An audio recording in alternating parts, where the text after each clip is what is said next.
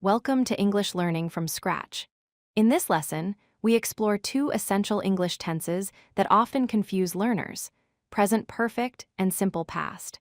Understanding when and how to use each tense correctly is crucial for speaking and writing fluent English. Let's dive in and master these grammar concepts together.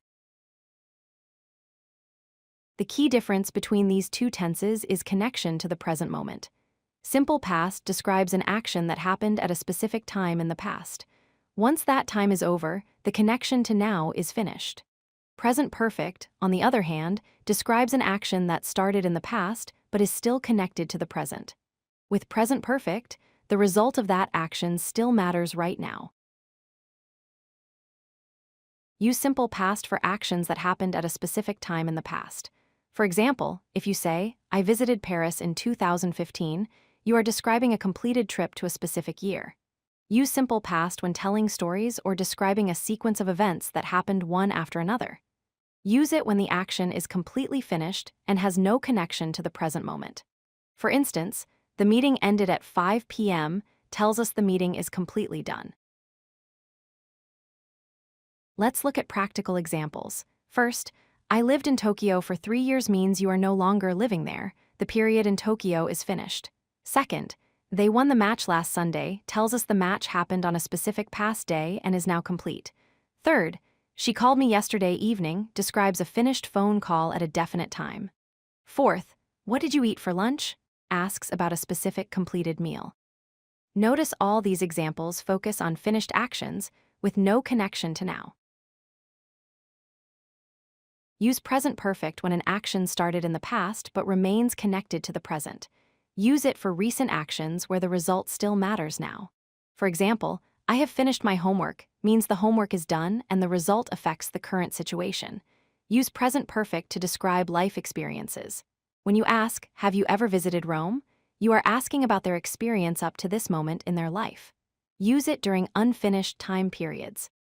If you say, "I have studied English this year," it means the year is still happening. Also use present perfect when the result of a past action is important now, like she has broken her arm, where the broken arm is a current situation. Here are concrete examples of present perfect. First, I have lived in Tokyo for 3 years means you still live there now. The situation continues to the present. Second, she has already eaten lunch tells us the lunch is done and the result is relevant right now. Perhaps she is not hungry anymore. Third, have they ever been to Paris? Asks about their life experience up until this moment. Fourth, I have never seen that movie means from your birth until right now, you have not watched it. The experience is connected to your entire life, up to today. Let's summarize the key differences in a clear comparison. Aspect, time. Simple past focuses on a specific past moment. Present perfect focuses on connection to the present. Aspect, connection. Simple past has no link to the present moment. Present perfect has a result that matters now. Aspect, formula. Simple past uses the past tense verb form, like visited, ate, or called. Present perfect uses have or has plus the past participle, like have visited, have eaten, or have called. Aspect, when clause. Both tenses use simple past in when clauses. For example, when I arrived, they were waiting uses simple past in both parts. Learners often make these mistakes. Mistake 1, mixing time references. Wrong, I have seen him yesterday. The word yesterday is specific past time, so use simple past. Correct, I saw him yesterday. Mistake 2, using simple past for recent results. Wrong, I finished my work when the result matters now. Correct, I have finished my work.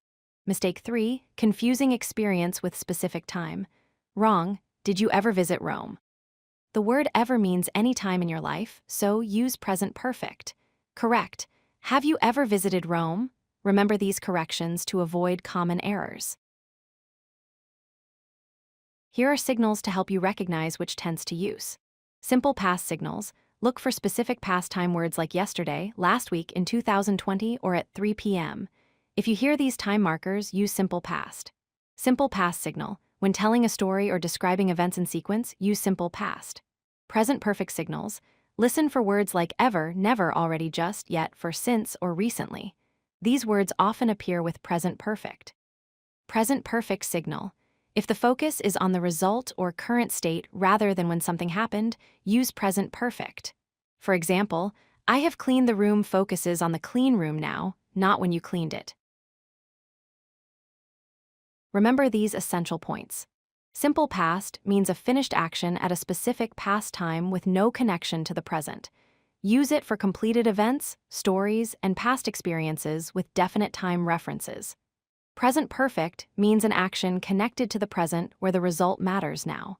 Use it for recent actions, life experiences, and unfinished time periods. The most important skill is identifying whether the time reference is specific and past, or whether the action still affects the present moment. Practice recognizing the time reference in sentences to choose the right tense.